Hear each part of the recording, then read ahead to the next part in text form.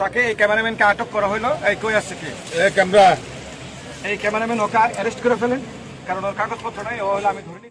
আচ্ছা, ছেলেটা কোথায় একটু যাবেন? ছেলেটা এখন পুলিশ বক্সের সামনে আমি দাঁড় করিয়ে রাখছি। এই আমাদের একজন যাও, তুমি যাও, তুমি কি আসবে না সে? না, ওকে কি আপনি ছেলেকে অ্যারেস্ট করবেন? সে আমাকে প্রতিদিন আজে বাজে বাবা তো কথা দরকার বলে। না, আপনি চুপ করে ওর সাথে যান, ওকে অ্যারেস্ট করে বক্সে দিয়ে যান। এই ওকে নিয়ে যান, আর ওকে বক্সে ওরে বক্সে ঢুকে দাও।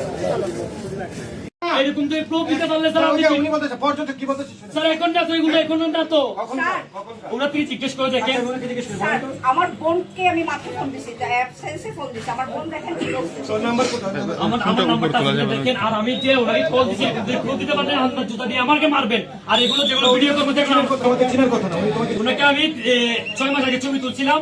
হ্যাঁ, ওনার ছবি দিয়ে নাই। ওনার ছবির সাথে আমার একটু ঝামেলা হয়েছিল। এই প্রত্যেকে উনি আমাকে বলছে, কোনো ঝামেলা স্যার নেই, স্যার। আমি বলি, আমি শেষ করি।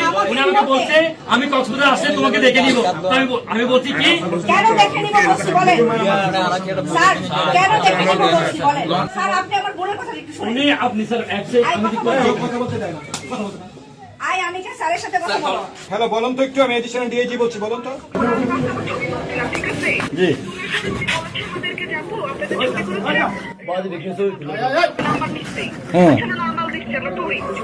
এরপরে ঢাকা আসার পর থেকে উনি আমাদেরকে ফোন দেয়, আমরা ধরি না ভোর 5টা বাজে যখন মন চায় ওনাকে ফোন দেওয়ার পরে বলা হচ্ছে যে দেখেন আপনি ভালো আমাদেরকে ফোন দিবেন। আমার ভাই ওকে, আমরা ওনাকে আটক করেছি, আপনাদের অভিযোগ আমরা নিলাম।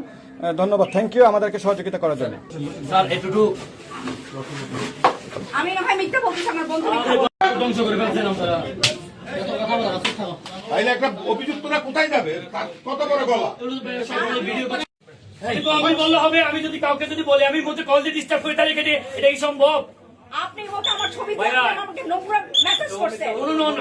যদি প্রুফ দেখেন আমি তো আপনাকে মেসেজ দিলে প্রুফ থাকার কথা না। আপনাকে দরদাম ঠিক করেছি কত টাকা করে? 5 টাকা। 5 টাকা করে। কয়টা ছবি দেওয়ার কথা? আমি বলেছি যে যেগুলো ভালো হয় আচ্ছা, এই সেগুলো ছবিতে নিবো। কয়টা তুলেছেন? কয়টা তুলেছেন স্যার? উনি আপনাকে 94টা ছবি তুলে ফেলেছে। এখন আপনি যদি বলেন 5টা ছবি দেবেন, সে তো মানবে না। 5টা নিচ্ছি না তো। ধরেন 94টা নেবেন কিনা?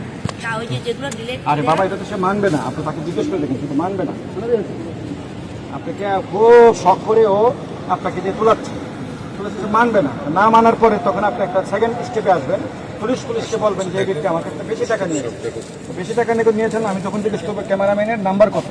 তখন আপনি তাকে বলবেন যে ক্যামেরাম্যানের নাম্বার হচ্ছে 357। তখন আমি কম্পিউটারে যখন খুঁজবো যে 357 নাম্বার ব্যক্তিটা কে, এই ব্যক্তিটা কিনে আমি দেখি কাগজ দেয়, কাগজটা দাও। তোমার কার্ডটা দাও। ওকে তো আমার খুঁজতে হবে নাকি? যুক্তিতে আসে। ধরেন আপনার সাথে একটা গ্যাঞ্জাম হইলো না, যদি হয়ে যায় তারপর তো ওর ক্যামেরার এগেনস্টে ওকে আমাকে নাম্বার এগেনস্টে বলবে। নাম্বার এগেনস্টে ব্যক্তিটা কে? প্লিজ। আমার বক্তব্যটা হচ্ছে সে 94টা ছবি তুলেছে, ক্যামেরা তার কোনো কাগজপত্র নাই। এখন যদি তার বিরুদ্ধে কোথায় কাগজপত্র? কোম্পানির কাছে কাগজপত্র, তোমার কাছে ক্যামেরা নেই। এখন তোমার নামে যদি ওর নামে যদি বিচার দেয়, তাহলে আমি ওকে কিভাবে খুঁজবো ভাই বলেন?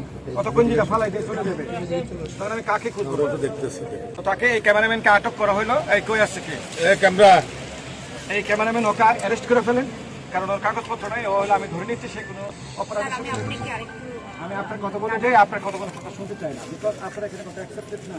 আমার কথা হচ্ছে সে তো আমার ক্যামেরাম্যান না, সে একটা আনকোয়ার্ড পার্সন, অপ্রত্যাশিত লোক।